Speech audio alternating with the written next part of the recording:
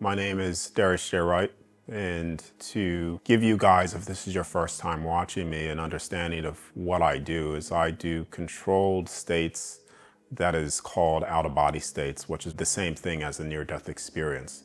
It's where you can control the separation from the physical body, so your soul actually coming out of the body to see the physical body as not you as well and access what is called the other side. So that's what I've been doing now for a very long time. And through this, I have acquired information of the true nature of who we really are, where we come from, our true purpose, our home, because there's far more to you than you right now could possibly imagine. We think that this is all there is. This is so real because we're bound by the five senses. Five senses, a certain frequency band, a certain light spectrum, which is 1%. So we can't perceive radio signals, for instance. But when you come out of the body, you can access and see all of the light spectrum, all of the frequency band that was not available to your physical body, but now visible to you with your soul. So you see everything again for what it really is. And once you're there, your soul is more physical than the physical body that you have right now. This is very hard for people to understand, but reality on the other side is more real than what you could ever experience here. And to say otherwise is to agree that 1% is more real than the 100%. And that's not true. But many people may feel that what I'm talking about is a hallucination. It's a dream of some sort, like it's not tangibly real. And that's not true because what I've done through this is I've done verified accounts. So I would have someone write a certain number on a piece of paper. I would come out and I would verify that. And it's not just me that has verified that, but many people, group settings, was able to verify real-time events. So there's a reason also why the CIA has pumped millions, if not billions, of dollars into remote viewing projects. It's the reason why they've pumped so much money into what is the natural abilities or psychic abilities into programs like this, because it's not airy-fairy. It is very real. It's a tangible thing that can be accessed and can be done and verified as well. You're out of your body and you see yourself, but not only yourself, you see what other people are doing in real life, but they can't see you because you're outside of their visual light spectrum to perceive you. And this is where so much is around us. Beings around us, you could say, or sometimes people may feel passed away loved one around them. If you're feeling that, it's because it's true. You just can't physically see it, but if you were to come out of your body, you would see them standing right next to you. So it's very, very real. But people have become so accustomed to science as confirmation of truth of something. But science is still trying to figure out what is your soul. Is there really life after death? Does the consciousness really exist? But you do. And so there's over 84 now witness accounts of people saying, I have seen this as well. I have done this. I just remember closing my eyes and opening them immediately. And the next thing I know, I was outside of my house. The only difference was it was brighter outside. And I remember I was floating. I remember that for sure. Like I looked down, I didn't see any feet or nothing. I just was floating above, hovering above the ground, about 2 feet above the ground. It was physical. I could feel like I brushed up against the car as I was walking past it, and I could feel the actual car. I can remember floating above my body and looking at myself sleeping in the bed. That's my body on the bed, and I'm not in it. What's going on? And so I started talking to my sister about it. She said she was having the same thing. So I remember her having an experience once and telling me, like, I just floated up to mom and dad's bedroom and I saw our brother Stephen and my dad having a conversation on the treadmill. And she's like, Stephen was wearing diapers, dad was wearing this, and this is what they were talking about. And she was able to validate that by talking with my dad. The realness of being out of your body and just being your soul, it's hard to articulate and it's hard to believe until you actually have the direct experience. It's more real, if anything, than this experience right now in this body. It's more luminous and it's lighter and it's more effortless, more flowing, but it's real. The number one thing I learned from all my experiences is that there is no death. There is no such thing as dying. None of us are going to die because the true you isn't the flesh suit that you walk around in every day. That's just I call it the Iron Man suit. Like, you just, when you go to sleep, your suit rests and recharges for the next day. Your soul is off doing whatever your soul wants to do, whatever you want to do.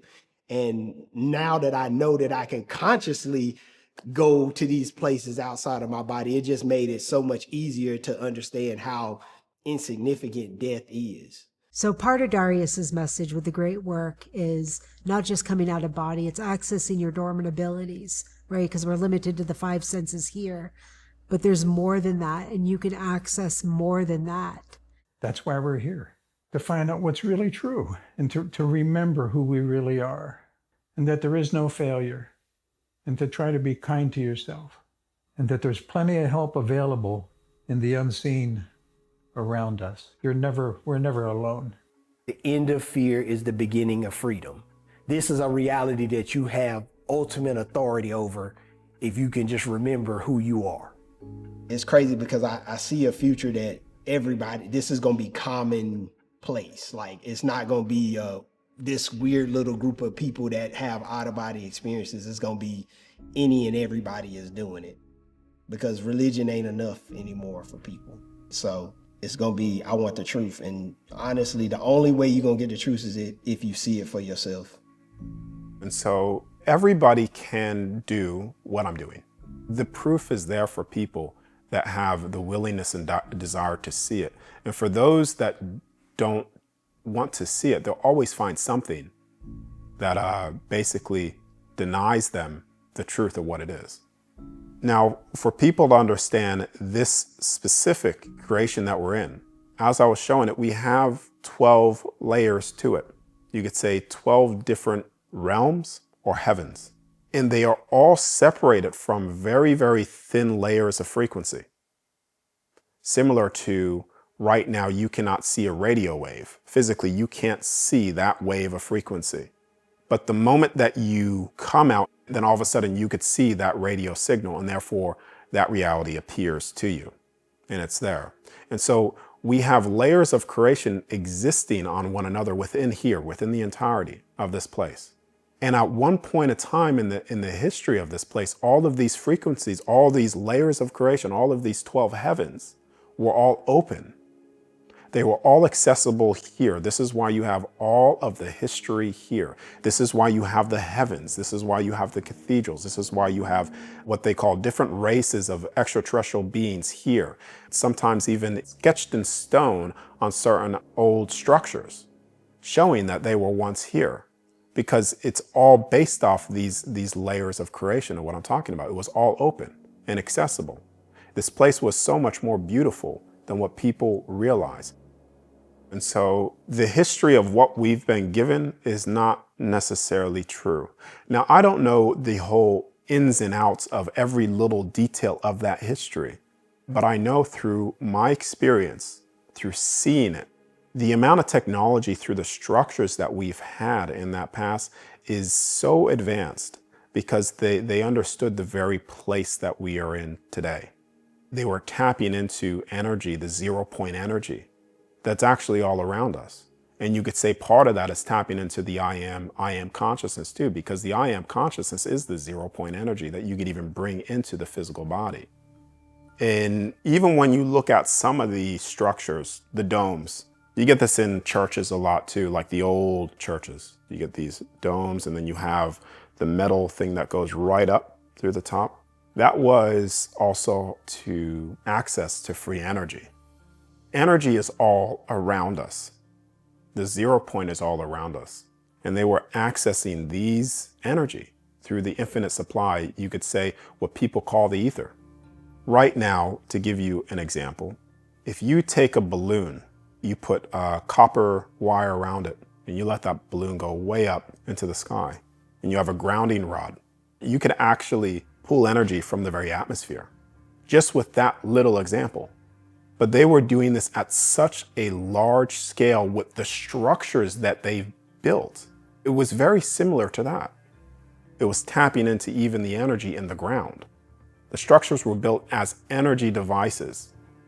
In that past, they were constantly moving water because water makes an electromagnetic field when it's moved in a certain way.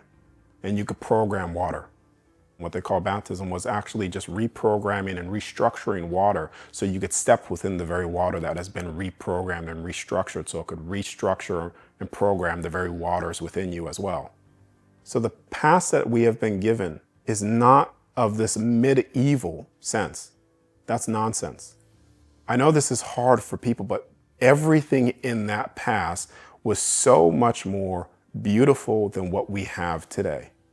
Everything was built on life, was built on infinite supply of life and energy, which is what we are anyways. Our souls within this body is infinite life. The very bodies that we have immortal genes within them. And it's because of the telomere caps that then reprogram the cells to then decay and decay, decay. But we have immortal genes within us. And the cells within our bodies can be reprogrammed to even that state to turn that on again, is what they were doing in that past with the baptism. And when you speak to your cells, when you also believe something enough, and it's not necessarily even belief, but it's also knowing with 100% certainty and conviction. That very knowing and belief in yourself even reprograms how your body is, how the cells express themselves. It's proven the placebo effect is a real thing.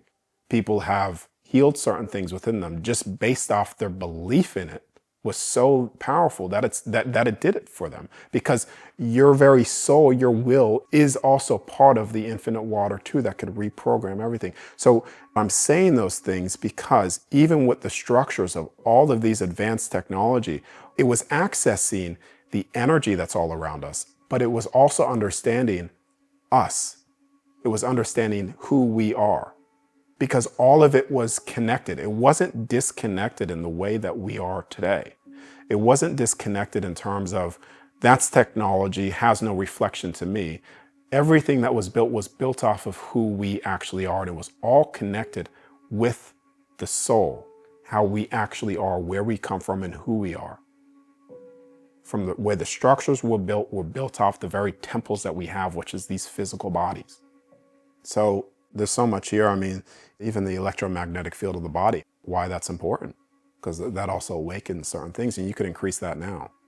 You increase the whole electromagnetic field from the heart to a state where you just do what you're already doing naturally in terms of a whole bunch of abilities, from telepathic, all that's electromagnetic field stuff that's going on, thought forms that you're interacting with that you can't necessarily see.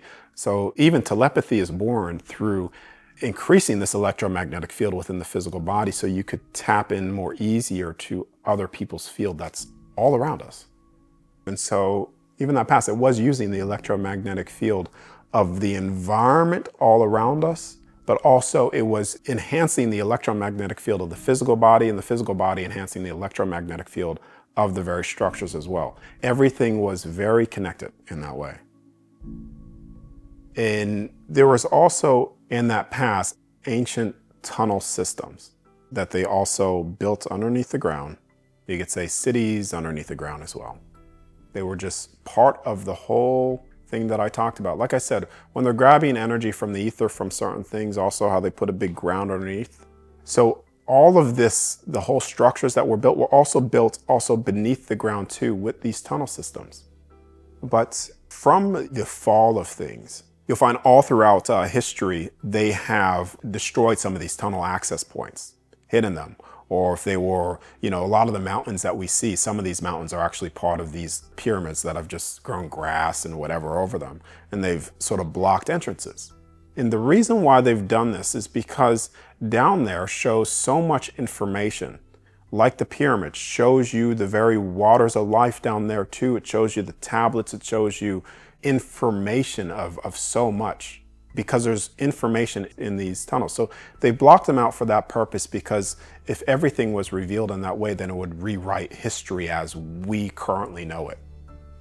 even the pyramids themselves, to give you guys even more context, I came out of my body and I saw the pyramids. I saw the tunnels beneath the pyramids. I had no idea that this was going to be verified, but now it's verified. But I saw these tunnels, the deep tunnels that go beneath the pyramids themselves. And it gives you access to what they call the halls of Amenti. And I spoke about this publicly. I've stated it publicly many times. And now it's confirmed that there's tunnel systems underneath, deep tunnel systems of what I described.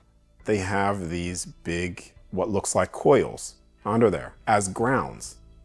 And even the pyramids, the reason why they're aligned to stars is because those pyramids acted as physical airports, you could say. Because the technology for transportation, you were able to, they understood the multidimensionality of this whole place that we're in.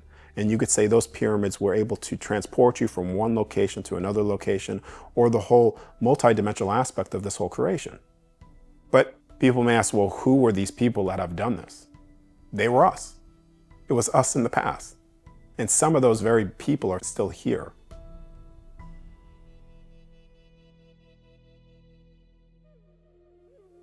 We think that this is thousands and thousands of years old, et cetera, et cetera. But I pose the question to you of what if this was only no longer than 2,000 years ago?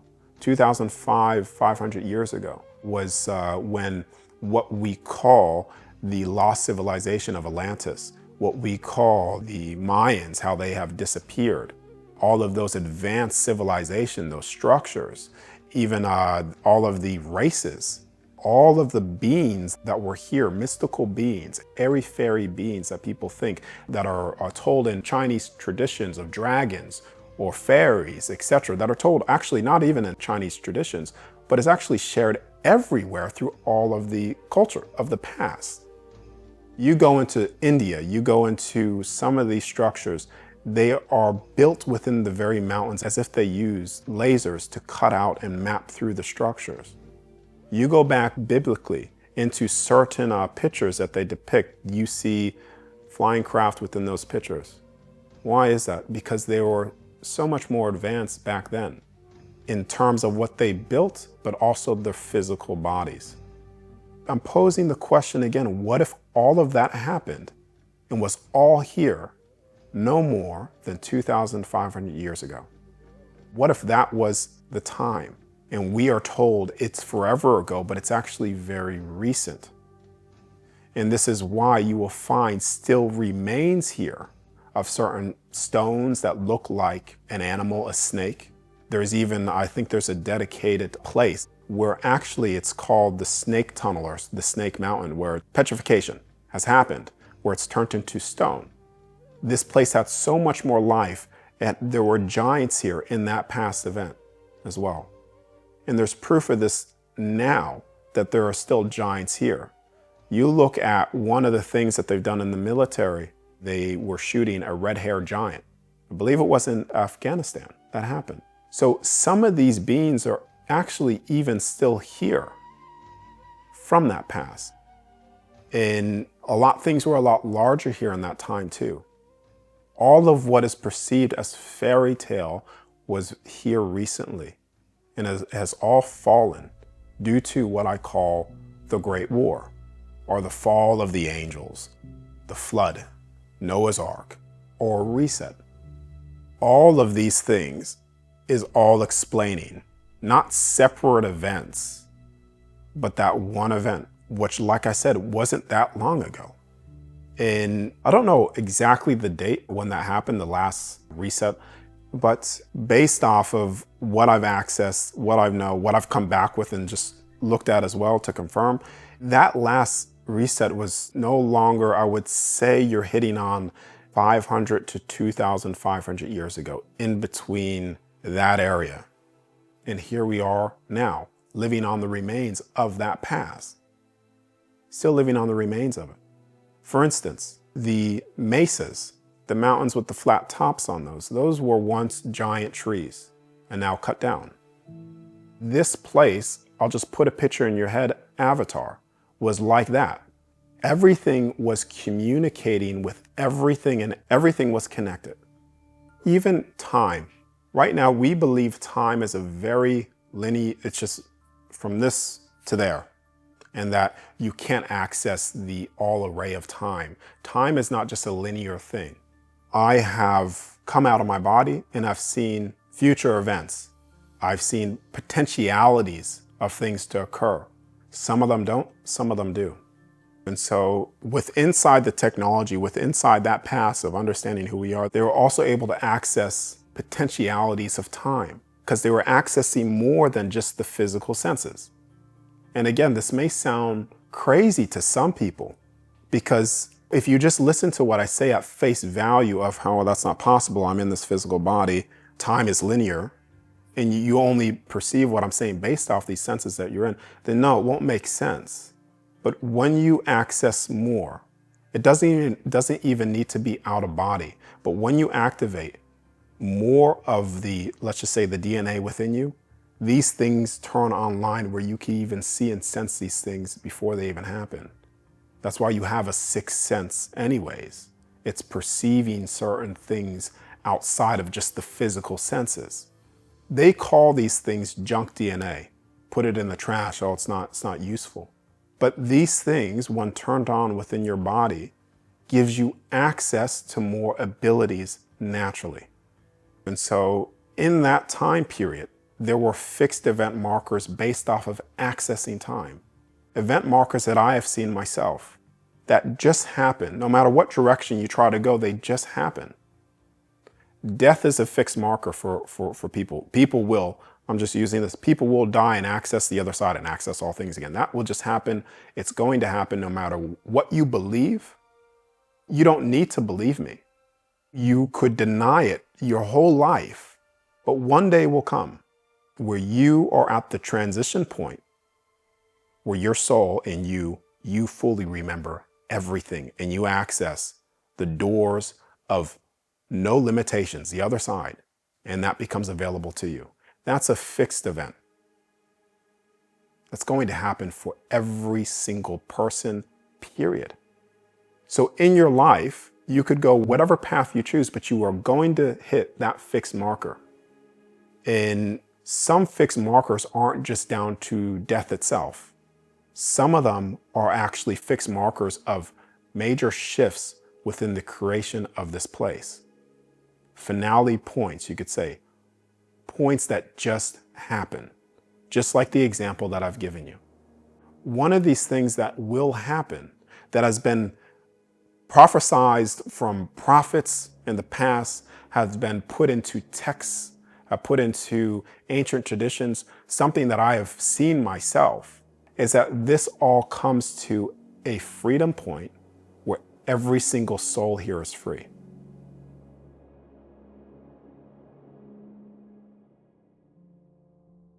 When you understand where fear comes from and where it derives from the core of it all, then it goes away completely. The root of all fear is loss. We fear death because we fear of loss of our consciousness, our individuality. That's why you fear death. And if it's not that, then it's because you fear of losing this life, people that you're with. You may lose and lose. You're always losing something. But loss is an illusion here, physically. Someone could take this cup off of me. Well, I lost that.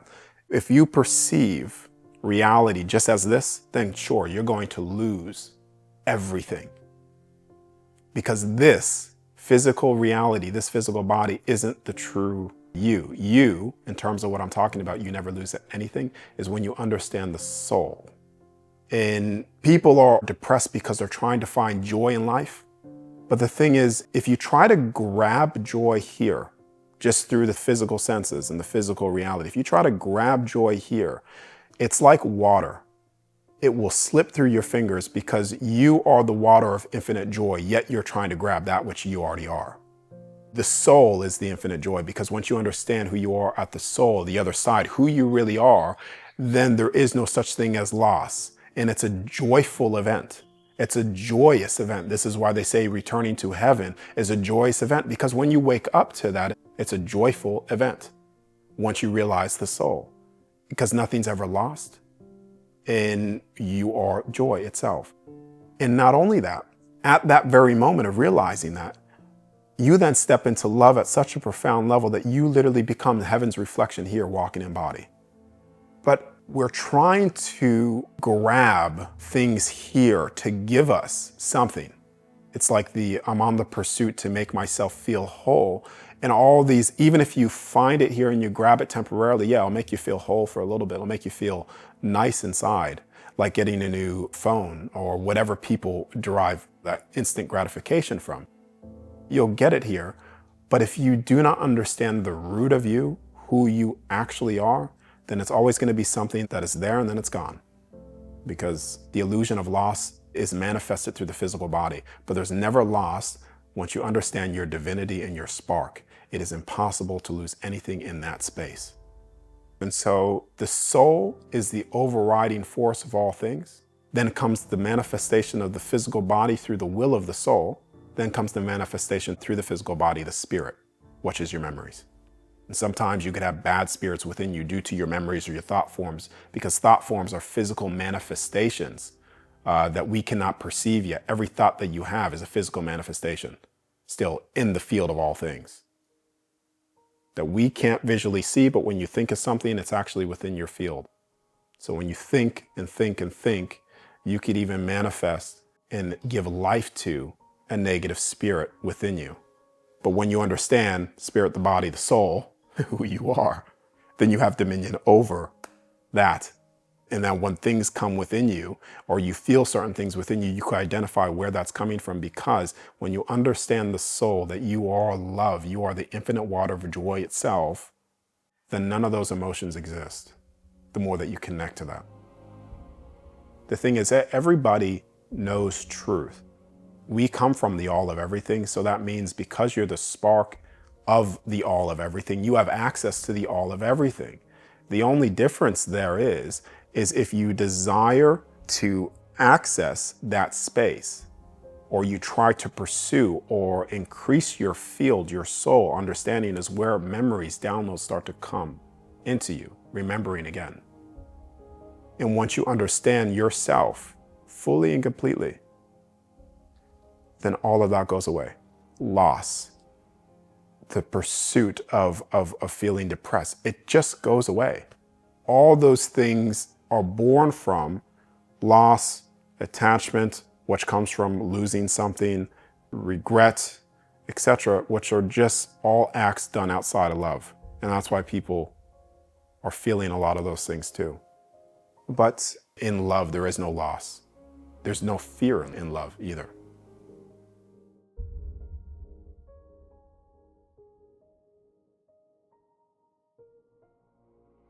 Yeah, it's showing up in love no matter what, but also pointing to the very things that love is not. You could point those things out. That is causing harm. That is not an act of love, but still loving that person because they're still worthy of love. That's the hardest thing for people to really understand. How could you have unconditional love with a judgment, but yet you're saying what's going on is a bad thing? And people deem that as a judgment. That's not a judgment. That's not a judgment at all. That's discernment. Judgment and discernment, don't mistake them.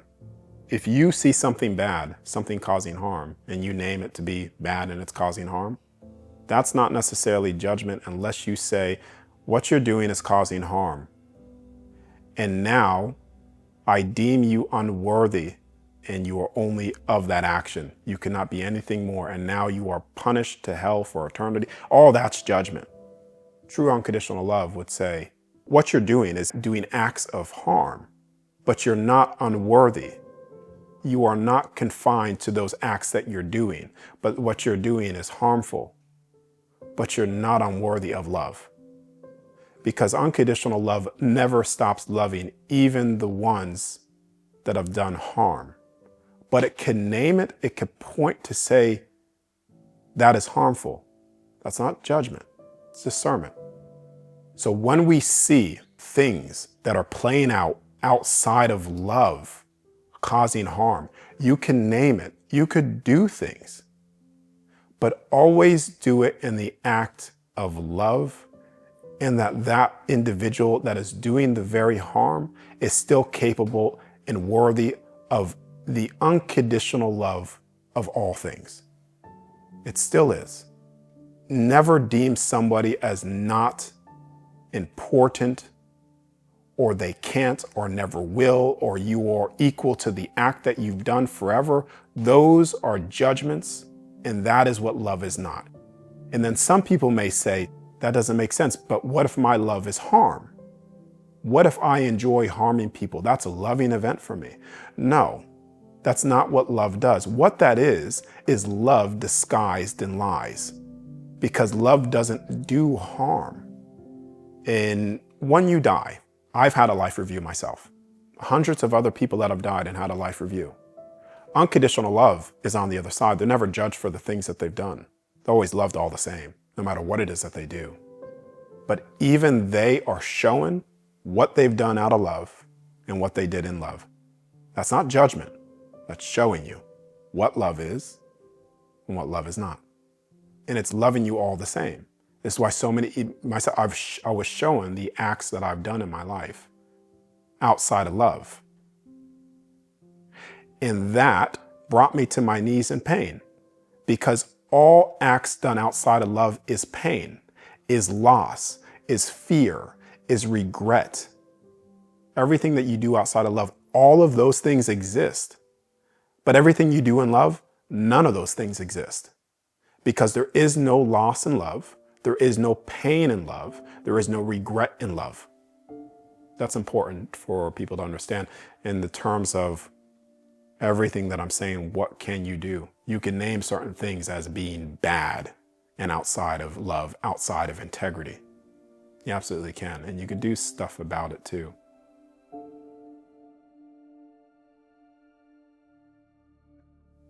A lot of people are under this thing that AI is more powerful than us. But view AI in these three ways. We have a soul, we have a physical body, and then the spirit within the soul, well, like I said, which is memories or even physical manifestations of thought forms. So you have AI. The father of AI is the soul that created it, which is us. Then the computer is the body of AI, and then the spirit is AI itself. So AI is a spirit that has no dictating force over the soul. And the same thing goes into the physical body. The soul has overriding authority over the physical body and the spirit. I feel that is the best way to express it, to get the fear away.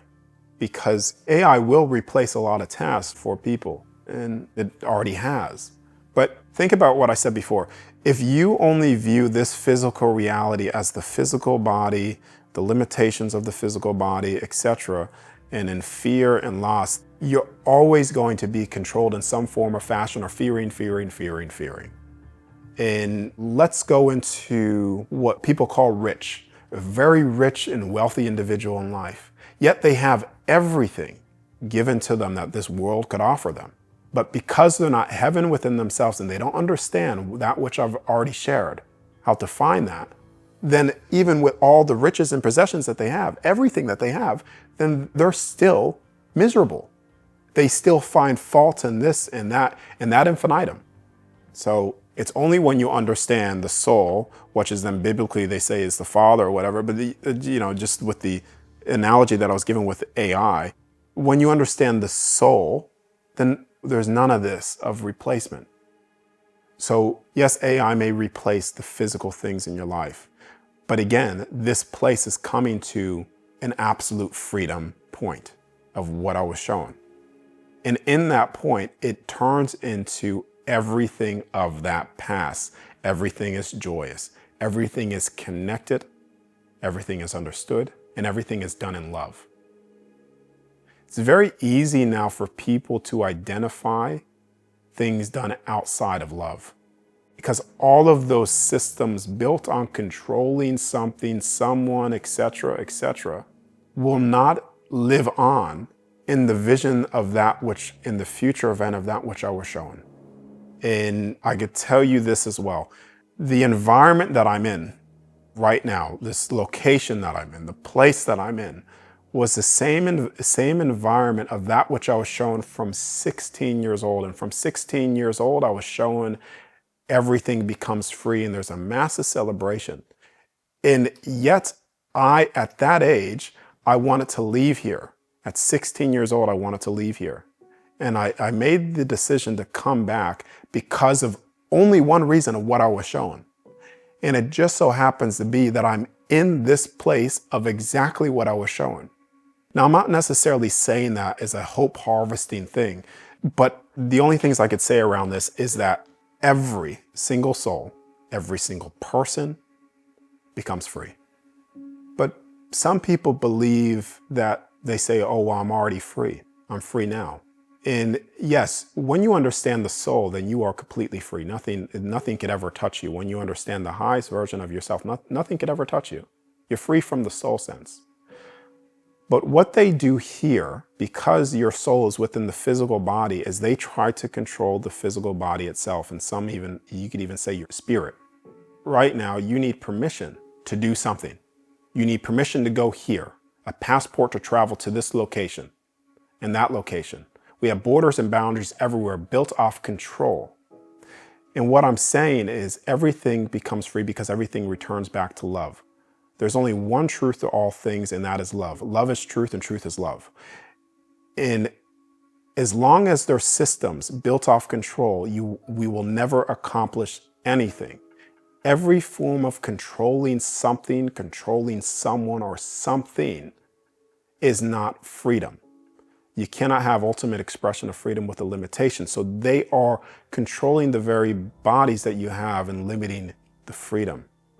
It's only when things are done in love, true love, because love does not seek to control. It's not a controlling act. And when things are done in love, then everything changes. But the thing is, a lot of people are so attached to the very system that controlled them that they're even afraid of that falling to begin with, when it was actually the very system that kept them enslaved. Because systems were set up in the background to make people think that they have the illusion of choice, with control systems already set up to make people think, oh yeah, I'm okay with being a 1% slave. I can't necessarily see the bars, but I'm okay with that.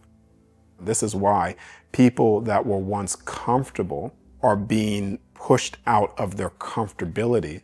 And because now they're being pushed out of their comfortability, now they're, you could say, forced to look at something.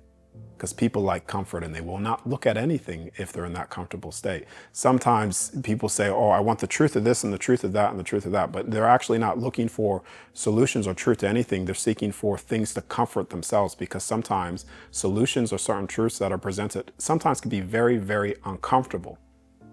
And people's comfortability level is now being pushed. Financially anyways, because financial for people this is their God. Paper is their God. So the comfortable are becoming uncomfortable, which then leads to looking at that which they ignored. I'm not trying to put people into fear, because listen, there's nothing to fear at the end of the day of any of this. There's no fear at all. But certain individuals are still so blind to things. They're temporarily blind. How do you tell a blind person what the color blue looks like? You can't, unless they make the steps to open their eyes, and then they'll see what has always been there. And systems are starting to become very, very unstable, because you cannot solve the world's issues with the very systems that created them.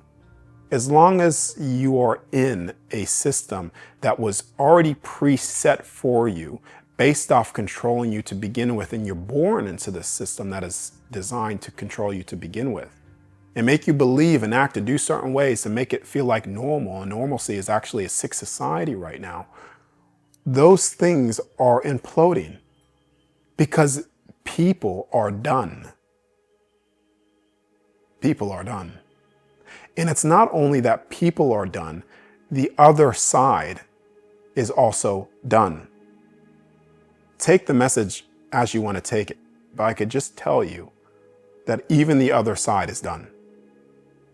So I urge every single person to really try to find who they really are.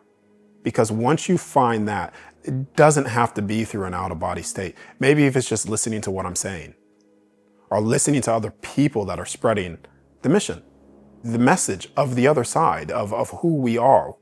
That in itself should even spark remembrance within you. And that becomes the very change. So when I say that's not to put you into waiting, because people are waiting. When I say this, they wait. I'll just sit back and wait. But even through what I was showing at 16, I was actually doing acts in progression of all this, totally unaware. And they were all acts to find the highest state of love and express that in this physical form, because me understanding what the highest state of love is expressed here, knowing that I become heaven's reflection here and everybody else becomes heaven's reflection here when they do that, then that is the very change. So never sit back and do nothing. Keep on spreading the message of love. Keep on spreading the message that you live on forever and that there is no death to you, that there is nothing to fear, because you will never lose anything once you understand what I just said. But you will lose everything if you do not understand that. Because if heaven is presented to you, yet you are not heaven within yourself, you won't even perceive it as heaven to begin with. You won't see it or perceive it as such. It's the exact same reason why it's impossible to reach the highest state of love, unconditional love from the other side, if you deny yourself yourself. And that's why even in the very pursuit of waiting, even when the very event is in front of your face, you will not even see it. And so the solutions are not from this world. The solutions are from there, being brought into this place through you. And the only way you bring that into this place through you is for you to return back to love and become heaven's reflection here.